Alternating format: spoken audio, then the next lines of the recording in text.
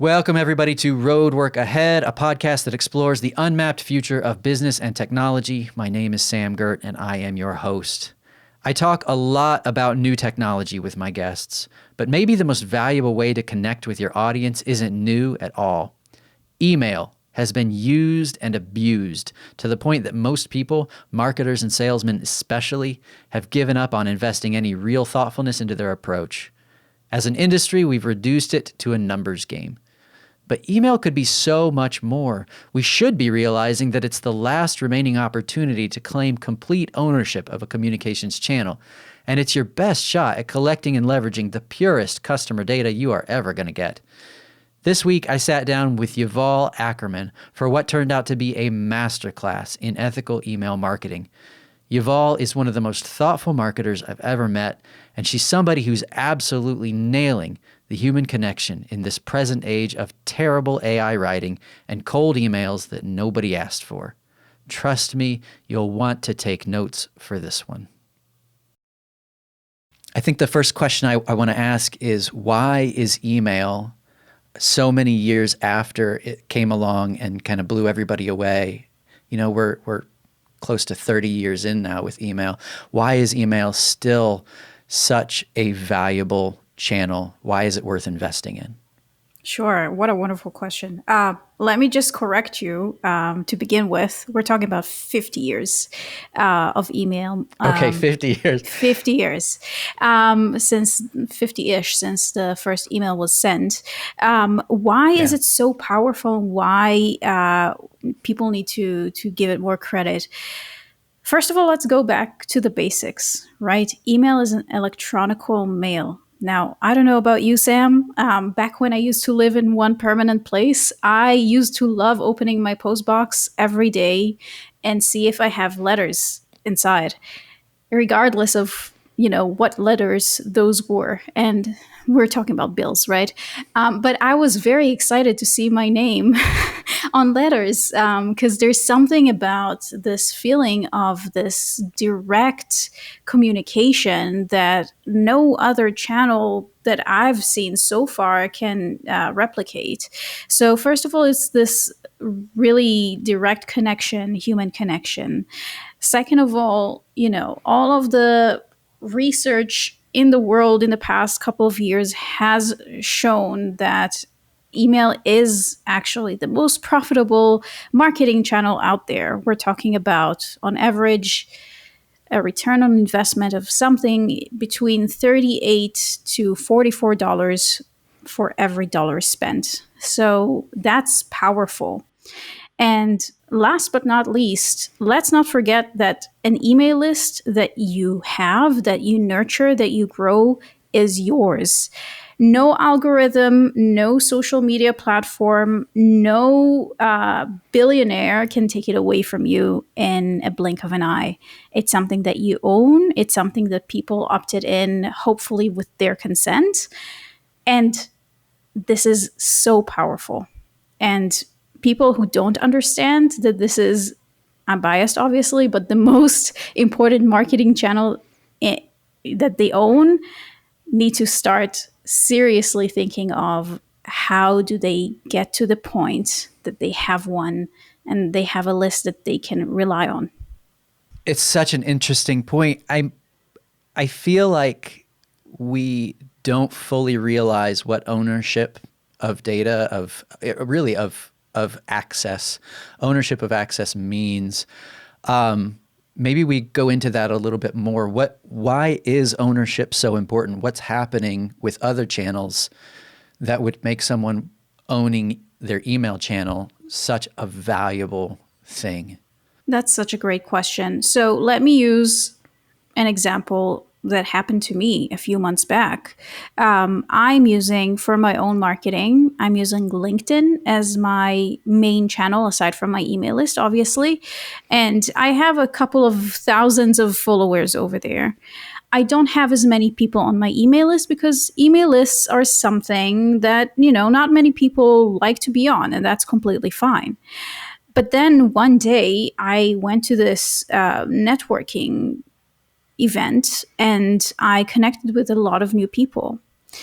And something in the back end of LinkedIn raised an alarm, and they told me basically, you're using a bot or a third party something to connect with all of those people. Therefore, we're blocking you. And then in a split of a second, I could not access my network, my connections, my community.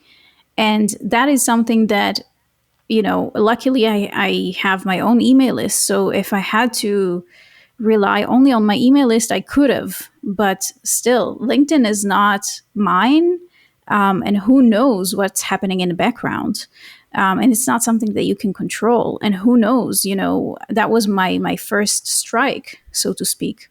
But if it was my second or my third, who knows? Maybe I would have never gotten it back. Censorship is something that we think a lot about as it relates to, critique of government or even, the spread of false information. We see this more and more where censorship has become a divisive topic, but censorship is not the only thing that we're talking about here. We're talking about simple mistakes. A simple mistake can cost you access to an entire audience. Obviously, there's degrees, so it's not just simple mistakes. There's all kinds of things in between a simple misunderstanding and a real reason for censorship.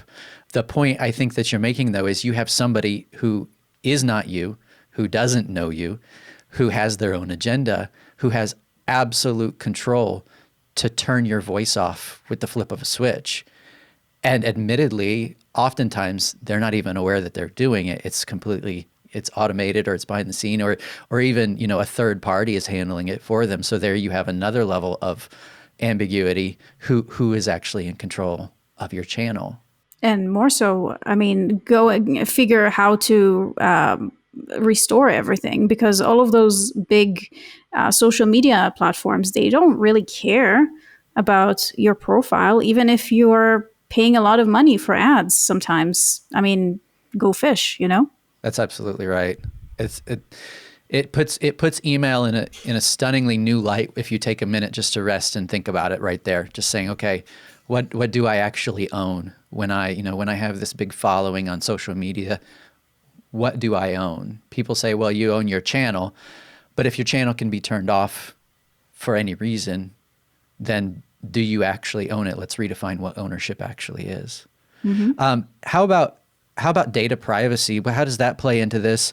I know that this has become a much more hot button issue, especially in Europe where you are with GDPR. But how does data privacy make owning your channel that much more valuable? I mean, when you own the data, you can connect with and to your audience directly. And you don't have to rely on algorithms. You don't have to rely on ads. You own the data that you wish to collect. And that's another point that is important for me to put out there. I think that a lot of big brands out there miss out on so many opportunities, even those who have huge email lists and a lot of supposed data. They're not necessarily collecting the right data, or the data that would serve both them and their subscribers. And so I think that especially with email marketing, we have an opportunity here, a huge opportunity to collect data that is going to serve, as I said, both the brand who's sending those emails and the recipient as well. So whichever data you're collecting, you don't have to rely on cookies as well, by the way, which is something that, as we know, in a few months' time, will not be a part of our world anymore, supposedly. And the more data you're gathering as you go, the more first party and zero party data that you're collecting, the better you can serve your audience and the individuals in your audience, as well as your brand. It's interesting with the influx of all of these things, and there's a convergence, I think, on this one issue. You have, regulation with GDPR. You have AI and its ability to take data collection and like move it to a completely new and very scary level. You have cybersecurity concerns. And all of that has led us to recognize that maybe collecting freely all of this third-party data and having complete access to it is a bad thing, which then leads to us saying, no, we're going to get rid of all that. So there's been this walk back, and you see it with Google. You saw it with Google Analytics earlier in the year when they forced the new version. They're doing the same with cookies, like you mentioned. They're walking back the ability for people to collect this third-party data, especially without consent, and that's where the regulation comes in. I think GDPR was very clear on that. And so with all of that, email then becomes that much more valuable because you have first, like you're saying, first party or even zero party access to the valuable data that you're using then to do marketing and sales.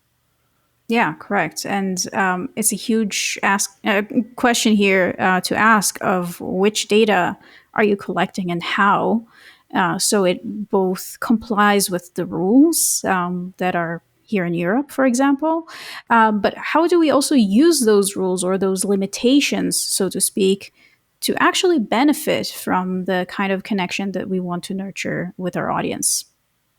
What was the perspective in Europe when GDPR was coming around, when this regulation was being developed, and then when it finally passed, and then when it was rolled out? What was the European perspective on that? Because that's something that I think was different here in America.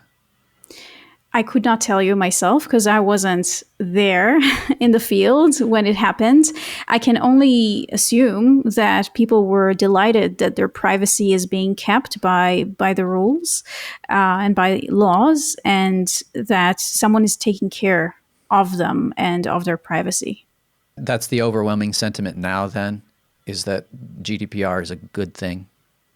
Generally, yes. I mean, don't get me wrong. There are a lot of brands here in Europe that are struggling with this. A lot of brands in the UK who are now very confused by GDPR, no GDPR. What are we doing? What are we following? But generally speaking, as someone who has only worked under GDPR, I think it's a marvelous thing if you know what to do with it. Yeah, I think it's a mixed bag here, but I think generally we've seen nothing but good come out of it, especially from the consumer perspective.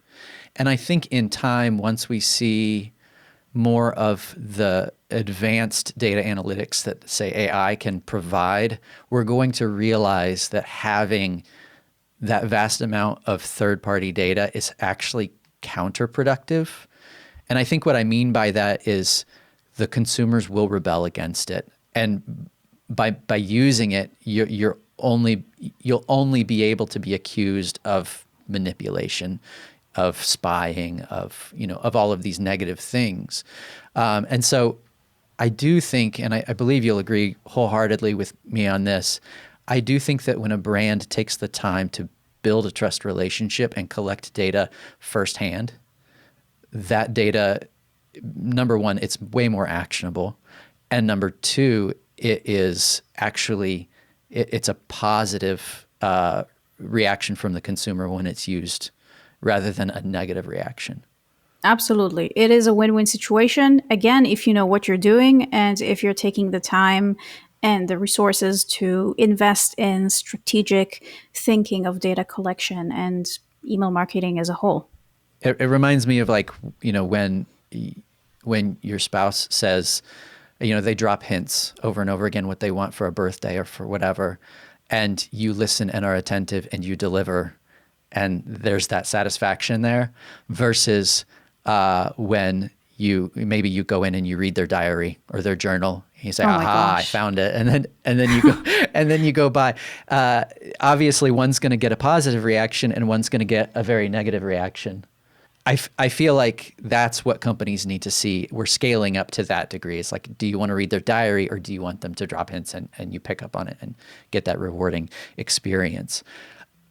Is email the best way then to get that first party and that zero party data, or are there other channels where this works really well too? I mean, it depends in your overall marketing mix. I know of a company that collects a lot of really useful first party and zero party data. Um, they're collecting that data on site. So you do need to have some kind of a very advanced yet simple quiz slash pop up. They collect all of this data, and then they're referring to segments created in email marketing. Can different brands have success in other channels other than email marketing? Absolutely.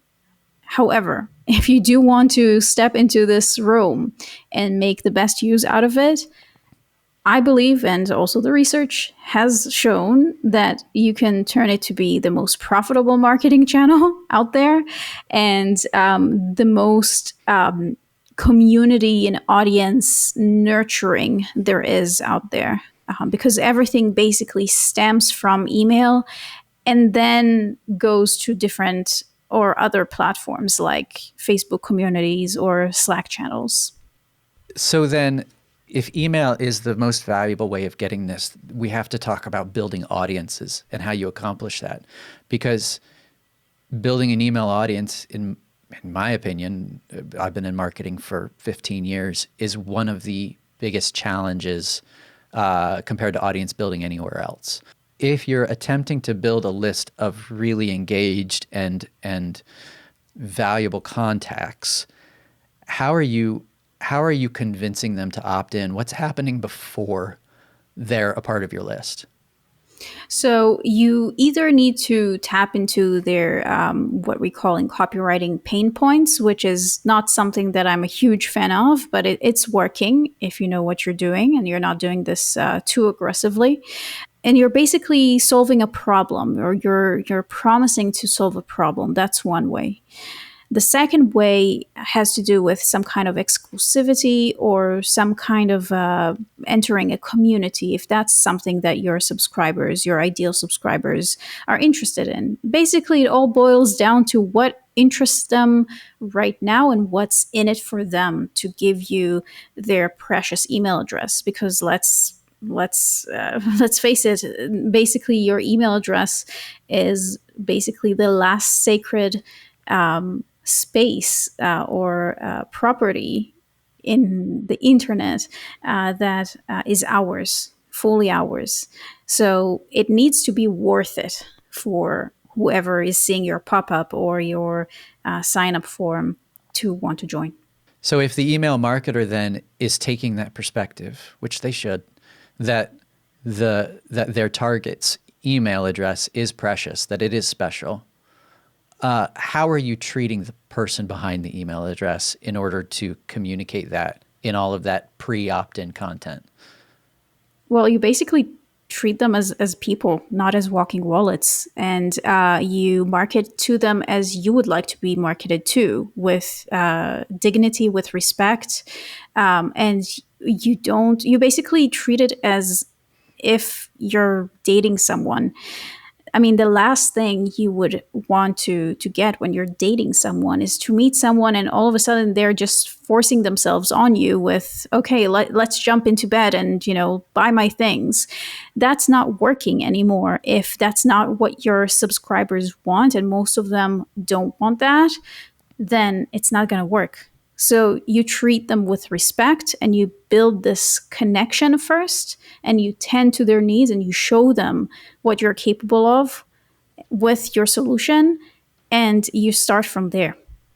That's an interesting analogy, because my next question was going to be, how does that relationship change once they have opted in, or does it change?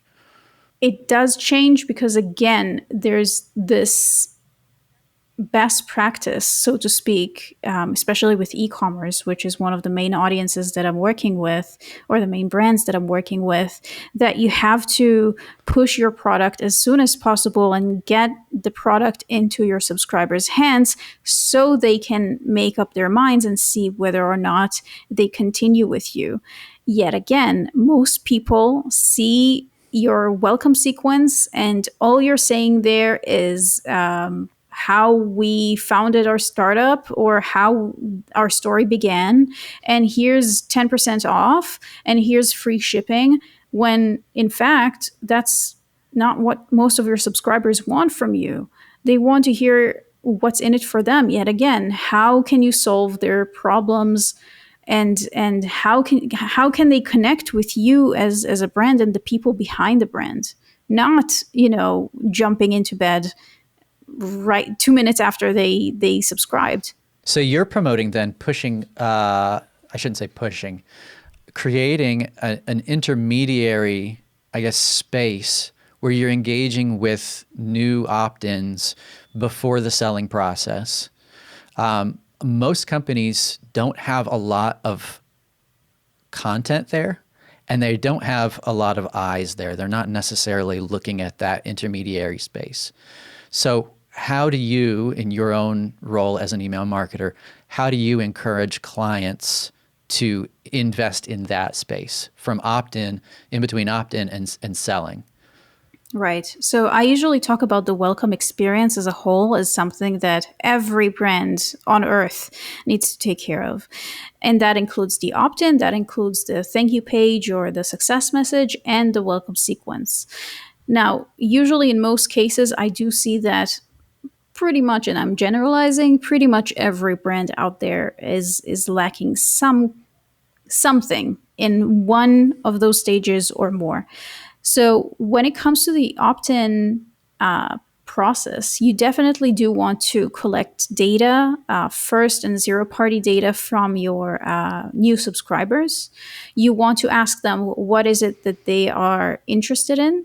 And if you cannot do that, then I would highly recommend going and talking with your existing subscribers, your most engaged subscribers, and basically asking them what would make you resubscribe to our brand's newsletter. What would be a good enough exchange for you to go ahead and resubscribe? So that's one. The success message needs to right away or refer to the inbox. Now, if we're going back to the trust issue, a lot of brands out there are telling you as a new subscriber, if you've seen or if my emails have landed in the promotions tab, go ahead and drag them into the primary tab, which is a huge mistake in my opinion for a couple of reasons. First of all, you haven't earned their trust to be in the primary tab. Second of all, the promotions tab is where they expect you to land. You are sending promotional emails after all.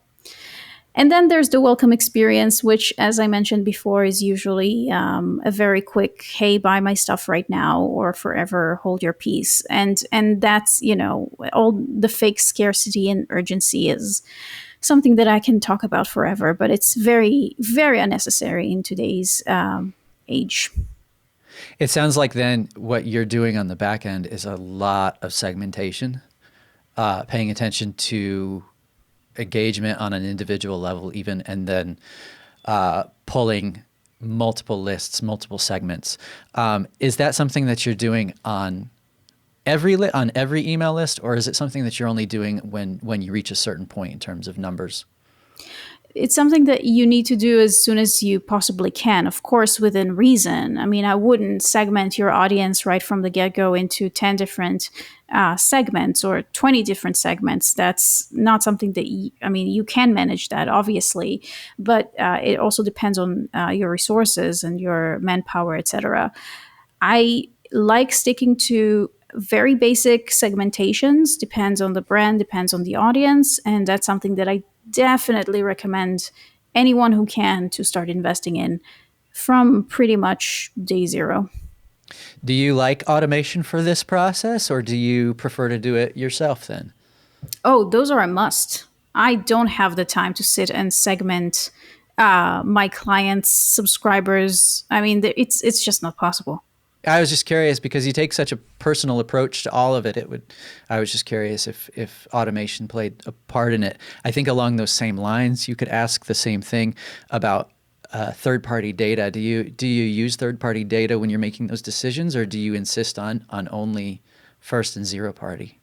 I insist on zero and first party just because, well, because of two reasons. First of all, consent is huge. It's a huge part of what I do, and it's a huge part of why my clients work with me. And second of all, there's no point in investing in, let's call it technology that is not going to be available or isn't going to be, out there in just a couple of months. What's the point in that? Let alone the fact that it's not accurate in some of the cases. Let's say that you have a list of 100 subscribers in a particular segment. You're not looking at your engagements with those people outside of email to determine what you do with them inside of email, or are you? Well, everything is connected. So ideally, those 100 subscribers need to be. I'm going to use a word that I'm not really liking, but they need to be tracked. And obviously, everything is connected, especially with e-commerce. By the way, I mean you cannot have a standalone, subscriber who clicked on a bunch of links in your email and then stayed on your website, and then you're not sending them an abandoned cart or browse email. I mean, Right. that's just ridiculous, right? So obviously within reason, but people and subscribers we need to see what they're doing across different channels because everything is connected.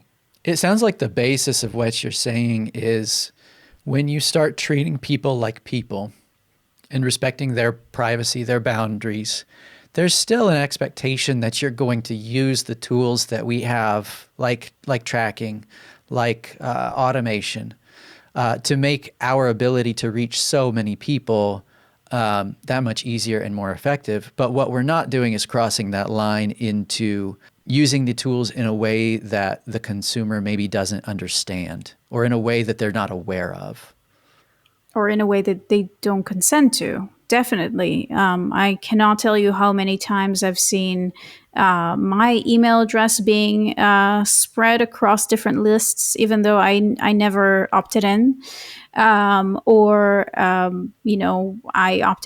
opted into lists where I was in one location, and then because it was third party cookies, whoever is managing this list just determined that this is my location. So then you're also getting a very, very not accurate, personalized experience, which makes you, as the recipient, think, what happened there? What happened there? I Yeah. mean, I don't live in Lisbon.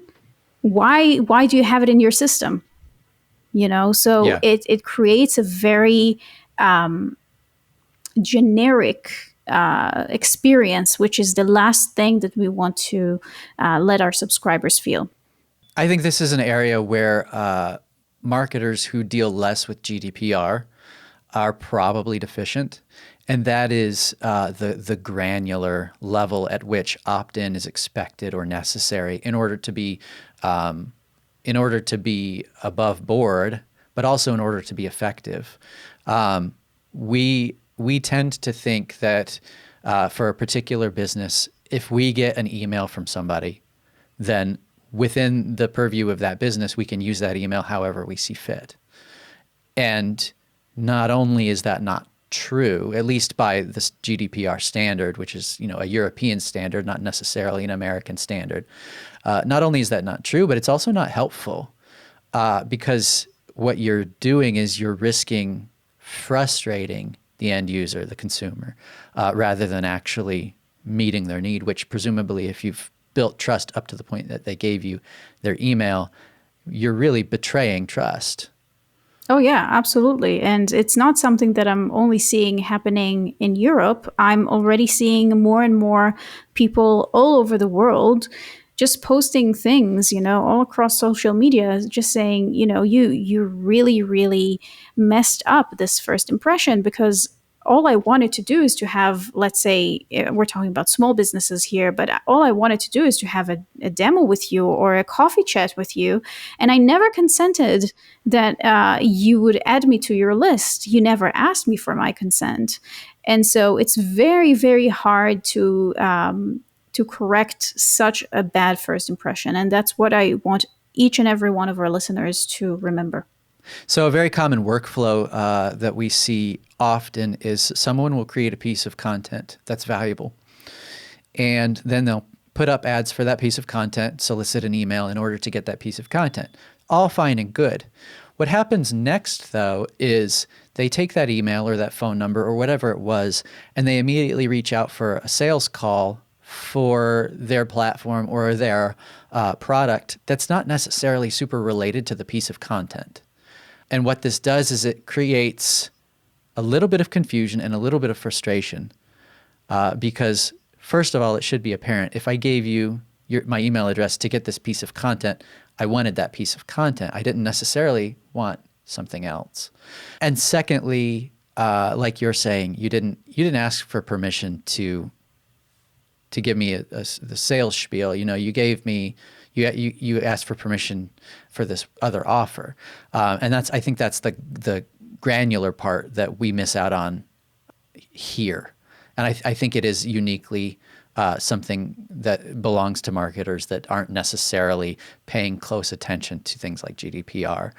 That actually happened to me the other day. I saw an ebook that I really wanted to read, and it had to do with agency operations. And next thing I knew, I was getting a cold call on a platform that wasn't related to agency operations.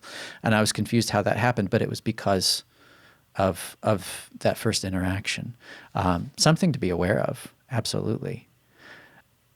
Once you have that audience, there's so much email going back and forth. It's like you talked about at the beginning, that mailbox, and you want something with your name on it. Is there ever a point where you walk out to the mailbox and it's absolutely stuffed, like it's overflowing, and you open it up and it's a disappointment because it's all junk, it's all nonsense? Does that ruin the experience? Is there a sense in which you're just never going to cut through the noise of someone whose inbox is essentially ruined by that? Yeah, absolutely. And I'm hearing about so many people who have thousands of unread emails or inboxes that they just opened for such promotions because they knew that they're going to be bombarded with such emails.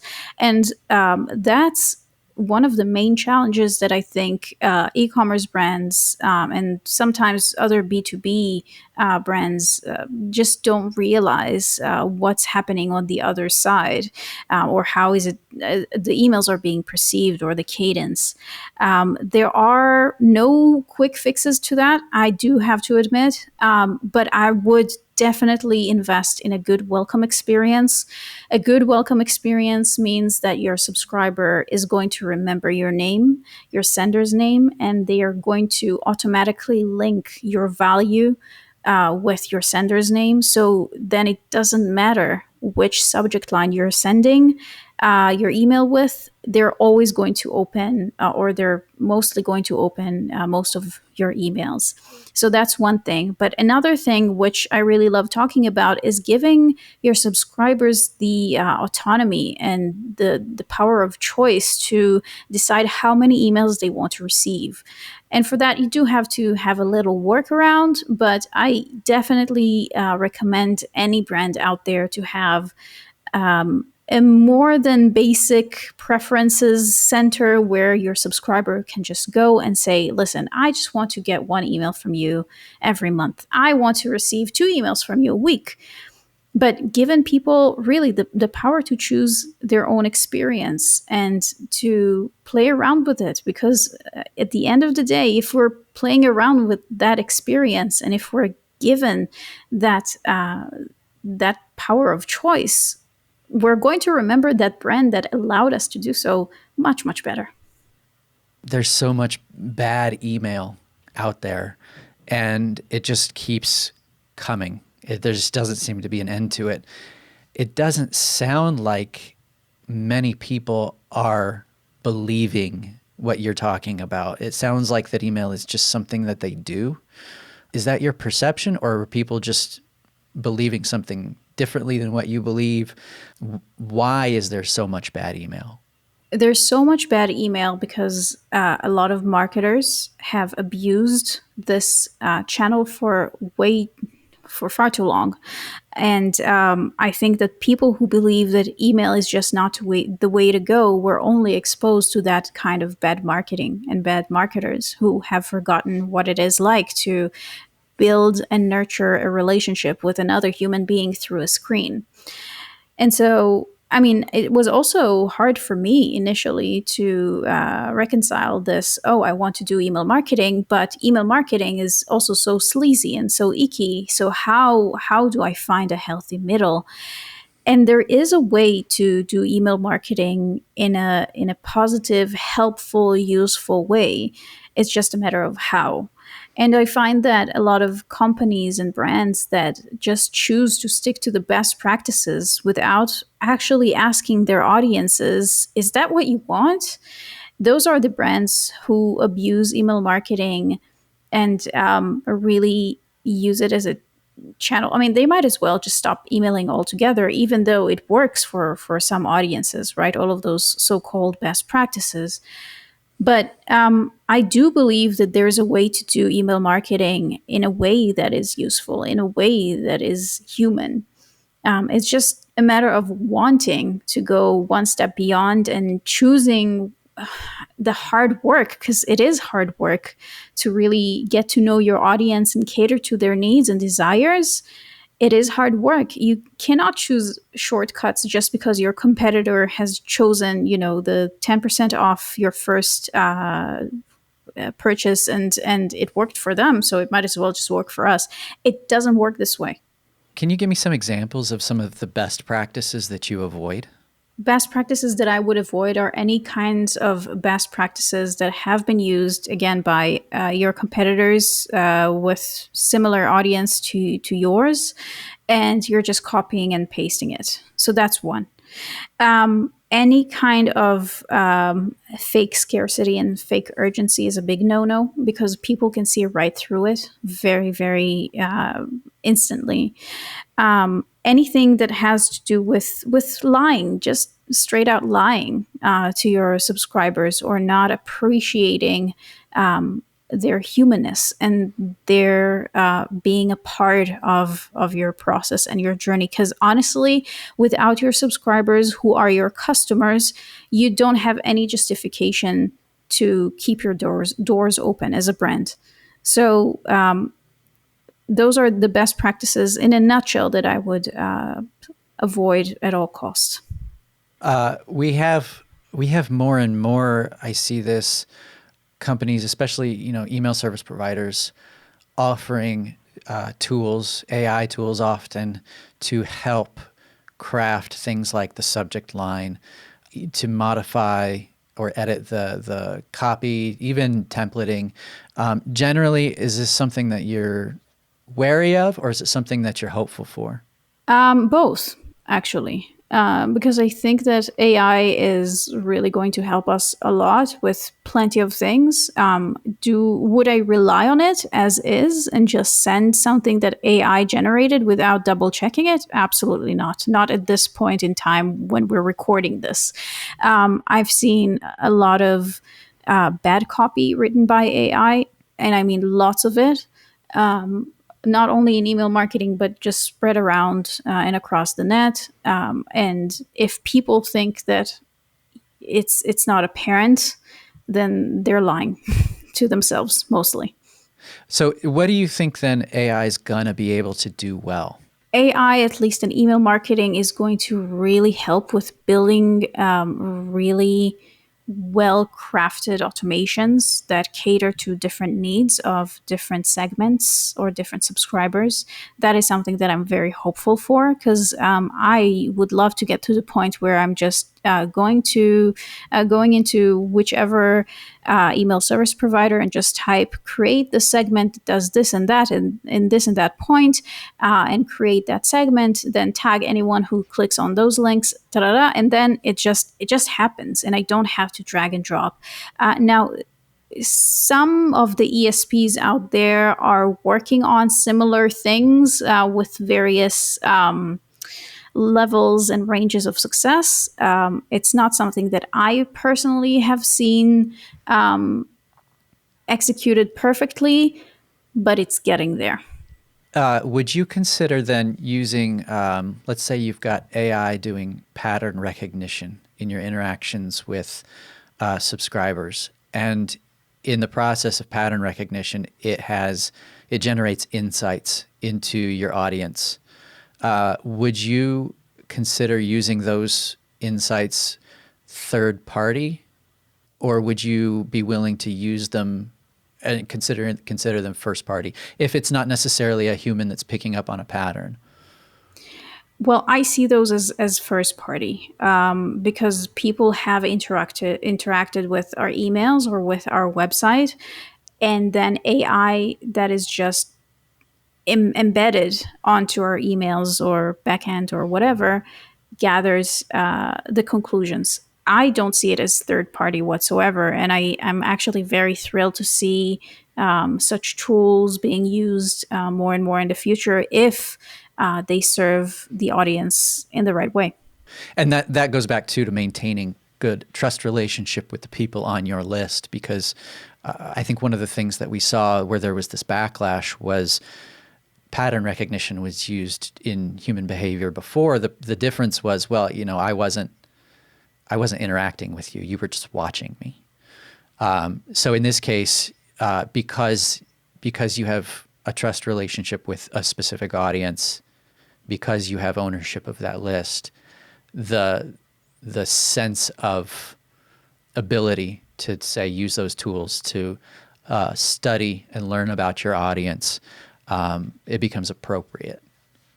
And I also want to mention that, we're talking about trust as if it's a destination that we're just getting to. Trust is never a destination, it's a journey. Even if you got someone's trust along the way, it doesn't mean that they will necessarily trust you in a week's time or in a month's time. It's something that you have to keep on nurturing and building and reiterating. It's not a one and done thing. Yeah, I agree. I think we've seen this. I think anybody who works in an agency setting or ongoing relationship with a client knows this firsthand.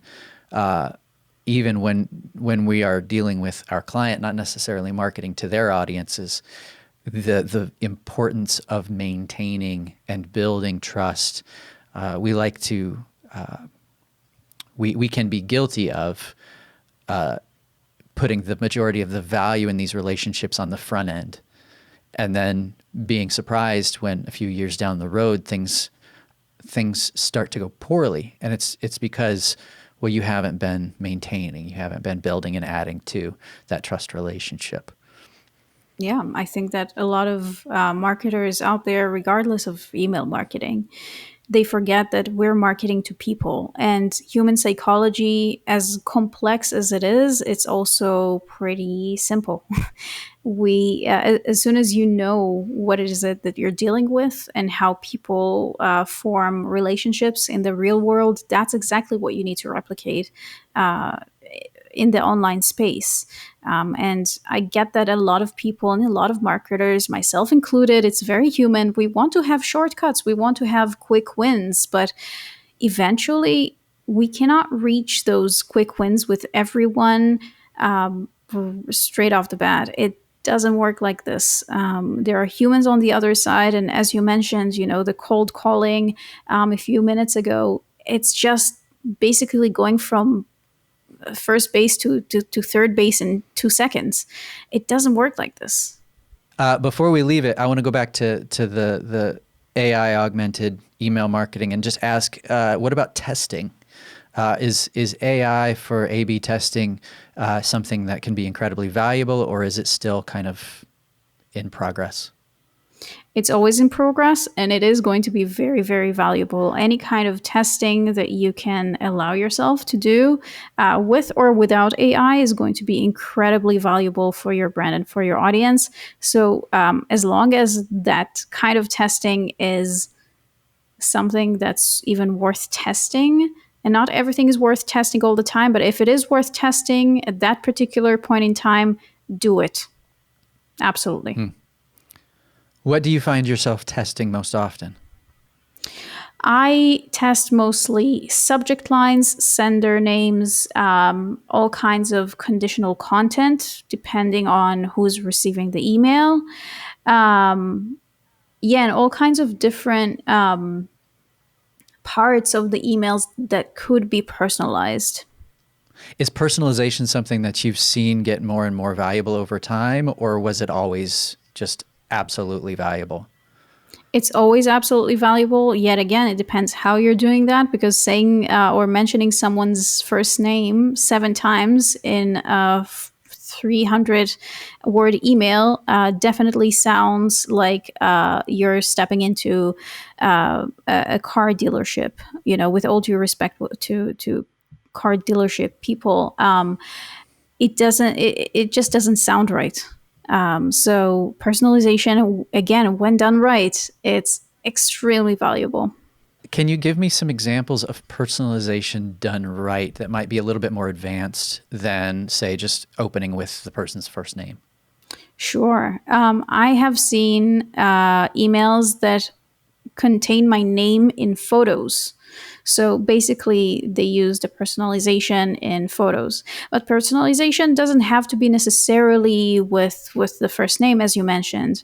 It can also definitely be in the type of sequence that you're entering, or the kind of cadence that you're getting your emails through. Personalization really is a whole world of possibilities. It's really a matter of, sometimes it sounds a little silly, but just sitting down with a bunch of your subscribers and asking them, okay, so you purchased this thing from me. What do you want to get from me next? Aside from the receipt for buying whatever it is, what would be useful for you to get from me? Is it how to use it, or is it something, or do you want to get it maybe just a little bit further down the line? When would you actually like to recommend me to someone else? It could be personalization also in terms of segmentation. So let's say you have a subscriber that bought something and they want to return it, and there's a ticket open in the customer service department, and what that same subscriber would continue getting is, get your second purchase, get your second purchase, get your second purchase, which makes absolutely no sense. And this is exactly, if we're going back to when we said that everything is connected, everything needs to be connected. Because if you have a subscriber that wants to return something and you keep sending them emails that are irrelevant to where they are in their customer journey, you've lost the battle right there and then. And this is truly an opportunity, because I feel like most people have given up on the idea that somebody's going to do email this well. So for me, in your example, if I had made a purchase and was dissatisfied and going through other channels to have that corrected, and I continued to get email from the company encouraging a second purchase, I would not be surprised. I would not feel like, oh, well, I can't believe they're doing this. It would just be par for the course for email. I would say, oh, of course they're going to do this. They're just sending me these emails blindly. The opportunity then, what you're saying is, if you can come in and disrupt that expectation and actually show a level of personalization that's aware, and not even in a creepy way, but just in a common sense way, where you're saying, hey, I know you had this problem. Let's hold off on future promotions, and let's talk about how do we build trust back. And it shifts you into this other workflow where the email tone is completely different. People don't realize how doable that is, but nobody does it. Yeah, very few actually do. Yeah. That's such a good example. So apart from personalization then, and this kind of segmentation automation that we've been talking about, let's look at the email itself. And I want to ask, what are the elements on the page that you find to be most effective when you're reaching people like this? That's interesting, because that really depends on the brand and the timing and so many different factors. Yeah, of course. Yeah. There's something that more and more brands do, more successfully or not, but a lot more brands are going back to plain text with one call to action, no fancy buttons or fancy images, just a very straightforward kind of an email of, hey, we're having a sale, thought you might be interested in checking it out. Click here to also get 20% off from us, for example. And those are very, very powerful when done right, because those feel very personal. It almost feels like a friend wrote that email to you. Obviously, most e-commerce brands don't really collect the first name because why bother, right?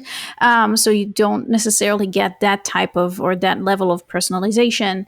But so it really depends. It could be plain text. One thing that is really, really powerful, as always, is the rule of one topic, one reader, one call to action, keeping it simple, really. Yeah. What else could be really, really powerful in email formats? That's an interesting question because it's something that you can also, inside one brand, you can change it all the time and it would still be successful because you are growing alongside your audience and your community. And maybe something that you're thinking about is something that your audience doesn't want, or vice versa. I can give the example of HubSpot. They used to have a very successful newsletter format for years, and recently they changed it to something a little bit different. Obviously, I don't know their success rate with this one, but I'm really enjoying the new and improved format, and I think it's a part of growing a brand and developing as a brand. It's interesting that you say that. I've had a discussion recently, actually, in-house here, and the question that I was working on a design theory. I like to do this. The question, though, was, let's say that you have 3 different emails. You have one email that is spectacularly designed, really, really beautiful graphic design, beautiful template. It displays properly in the email client. It's rich with media. It's just very well designed. And then you have another email with the exact same copy, exact same content, but the template is mediocre. It's average. It's just run of the mill. And then you have a third email, again, same content. The design is bad. And then into that grouping, which obviously we know how those would be grouped in terms of quality. Into that grouping, where would you place a plain text email? Would you place it in between the perfect and the average, or would you place it below average? Where would you place that? And it's funny, you ask this to a few people, and it's not unanimous, but I would say 90% will say it's above the average. It's not going to replace the perfectly designed, beautiful email, but I would put it above the average designed templated email. And what that tells me is that there are an awful lot of email marketers out there, a lot of brands out there who could actually cut their expense in developing email campaigns and increase their efficacy at the exact same time simply by simplifying how they think about designed emails. Yeah, absolutely. And I think that a good mix of the two, if not if all of them, could be a really interesting thing to look at. I'm also thinking specifically of all kinds of email lists where I know for a fact, I mean, and that's a good thing that they did in the expectation management part of the welcome experience. I expect their design to be below par. I expect their design to look like it was, you just dragged it out of a 90s computer. But again, that has to do with expectation management. So would any of those examples work for brands out there? Again, it depends. They all could work, definitely. It's just an interesting exercise, especially when you relate the channel email with the idea of what a successful brand looks like. I think there's a trap out there for many marketers that a successful brand is going to be a more advanced design, a more advanced presentation, whereas the brand, there is a disconnect between the brand and the design that the brand employs, and that those need to be kept separate but working together, I think. For sure. If anything, I think that the brands that are cutting through the noise know how to balance novelty and safety for their subscribers, and those brands cut through the noise not by overly designed, perfectly designed emails, but through very human to human connection. I can tell you that one of the brands that I read religiously, I read their emails religiously, is an e-commerce brand for salt from Alaska. And the owner is basically writing her diary. It's as if I'm reading her diary, and it's long form, full of gifs kind of emails. And I read every single one of those, and I'm not the only one. So she has a lot of subscribers. So it's really those brands that can surprise their subscribers, but still keep that safe space of we're in this together. I wanted to ask, how do you feel about video in email? Dangerous. I mean, I love linking to video. I think that's an incredible practice if that fits your brand and your audience. I would never embed video in email because that's a huge deliverability trap that you could regret for a very long time. That's true. I do know. I mean, I've developed enough email to know that it's one of the hardest. It's one of the hardest channels to develop for, because there's not a lot of consistency between email clients, and for the longest time you're just using 10-year-old code because you have to be able to deliver to an older version of Outlook. I'm hopeful that that will be standardized in the future, but at the same time, I think if you standardized it, you might trap a lot of marketers into thinking they can think less about email rather than thinking more about it. Is deliverability something that is just constantly does it cause a lot of anxiety? It is, because most of it is unknown to the people that I work with. And deliverability is definitely something that needs to be a part of the email strategy as a whole, as in both preventative care and also, if we need to take care of something right away, we need to know that we have the people to take us out of the block list, or we need to make sure that why all of a sudden our emails are bouncing off the walls like crazy. How do we collect our data? What is happening in the back end? So definitely something to be aware of, definitely something to incorporate in your email strategy as a whole. When I asked the video question, you immediately went to, that's a deliverability flag.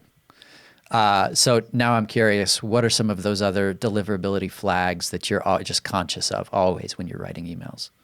That's a good one.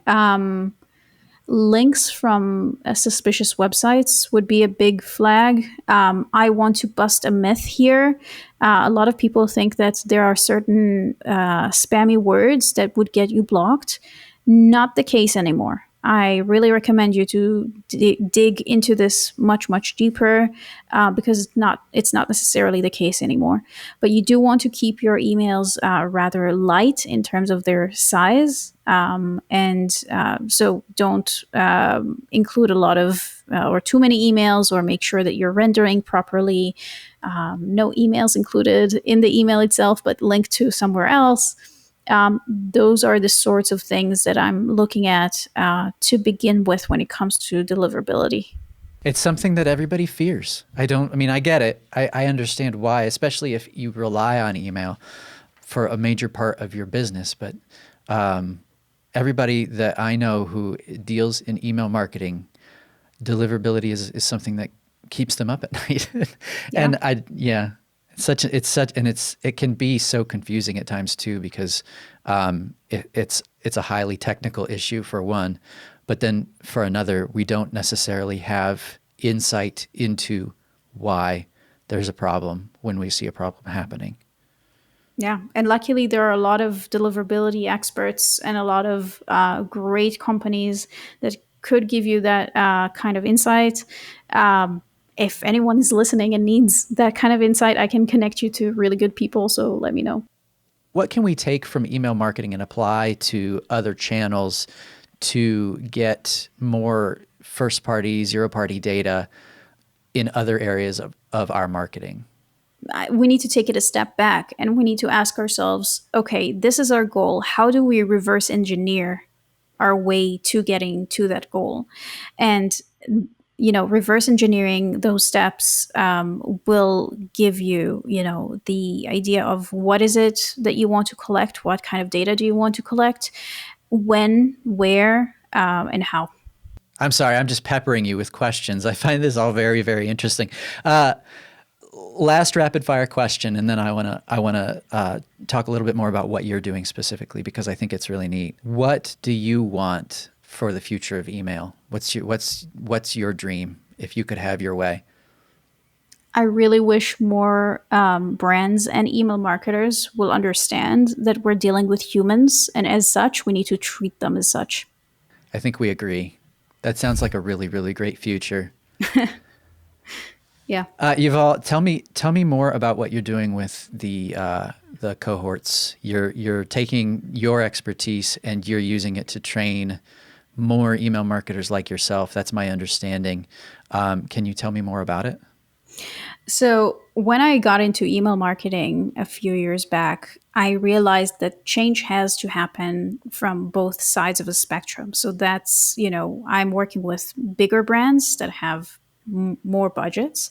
So that's, the high end or the, one part of the spectrum.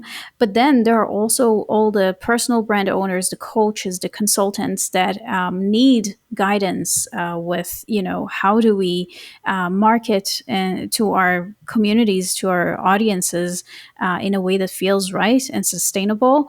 And that's the other end of the spectrum. And when we will manage to finally meet halfway, that's when I know that my work is done. Luckily, I know that my work will probably never be over, so that's that. But what I'm doing in my cohorts is that I gather really magnificent people with amazing contribution to the world, who want to write consistently and they want to do it strategically. So we sit down for strategy calls. I help them with the tech as well. And we make sure that they have a plan that they follow, or not, because life happens. But they have a plan that allows them to connect with their audiences consistently in a way that their audience wants. And I'm now running the third cohort for this year, and I'm extremely excited to see the progress and the impact that each and every one of those email musclers are making in the world. Yeah, that must be really satisfying to be able to influence and then see the result. It's like you said, when it's done right, email is such a warm and inviting channel. I can think of the lists that I belong to that I look forward to, and I think for any company to have a channel like that where you say your customers are actually anxious to hear from you, it can't be ignored. It's such a valuable goal. It's that holy grail of what we're going after as marketers, to just be 100% aligned in that way. If anybody's interested in following up with you, what's the best way for them to do that? My email list, first and foremost, which you can join at ackermancopywriting.com/subscribe, or just connect with me on LinkedIn. Tell me that you listen to this podcast so I can approve you right away.